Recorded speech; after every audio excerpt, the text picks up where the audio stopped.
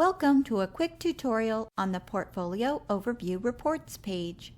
You can access this reporting dashboard from the left sidebar by clicking Reports. The Portfolio Overview reports show you a bird's-eye view that allows you to see how change initiatives are impacting people across the organization. It will show all the projects you have permissions to see. You can show and hide your filters here at the top.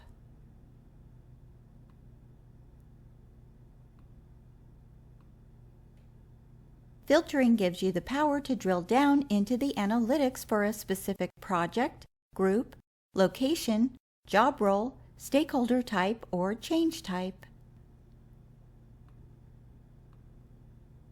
You can use these icons to easily view your other reporting dashboards. Click the PDF icon to choose reports to export to PDF.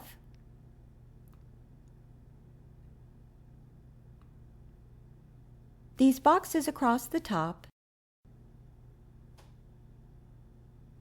denote the number of active projects, the percentage of impact on the organization, customer impact level, and the number of projects in each risk category.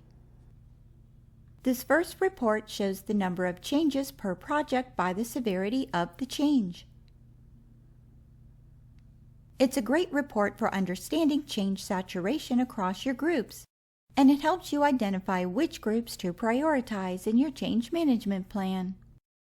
For all the reports, you can click the magnifying glass at the bottom to see the report details. You can export the report graphic to PDF or the data to Excel. Add a report description by clicking the text link beneath the report. You can use our default description or edit as you like. Click to save and add the description.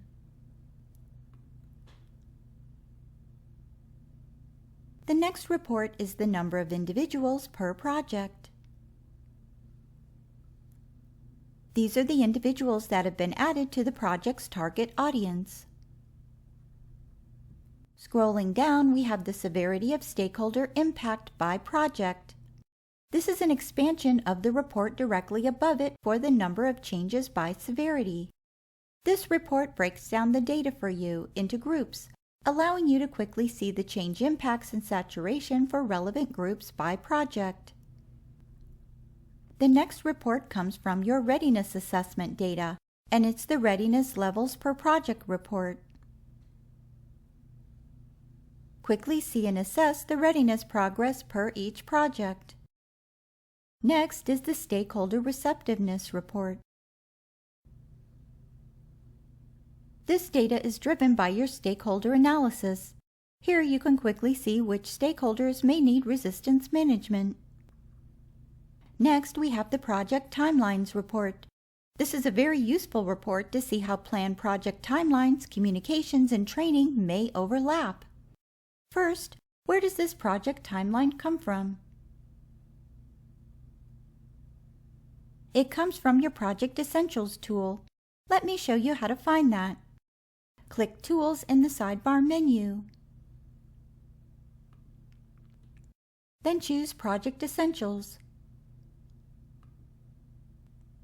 Scroll down to the project timeline. To generate the project timeline, add the start date and end date.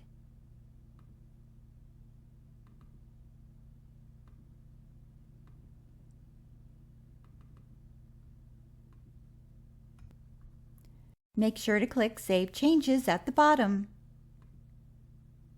Now back to the reports.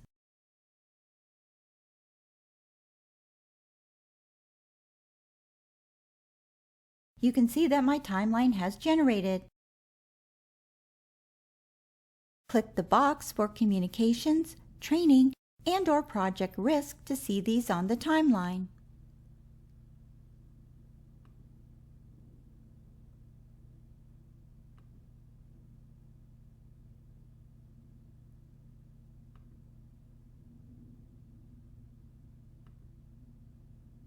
Program administrators can use this report to identify potential communications or training overlaps among impacted audiences.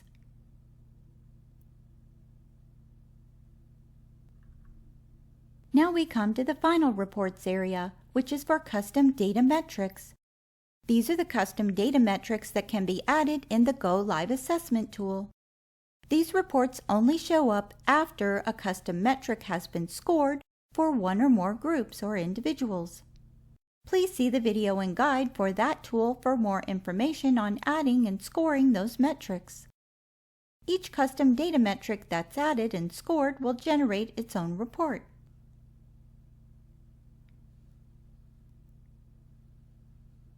If you have two projects using the exact same metric, then name them exactly the same in both projects.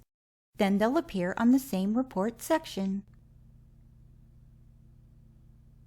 And that brings us to the end of this quick tutorial on the Portfolio Overview Reports page in the OCMS Portal.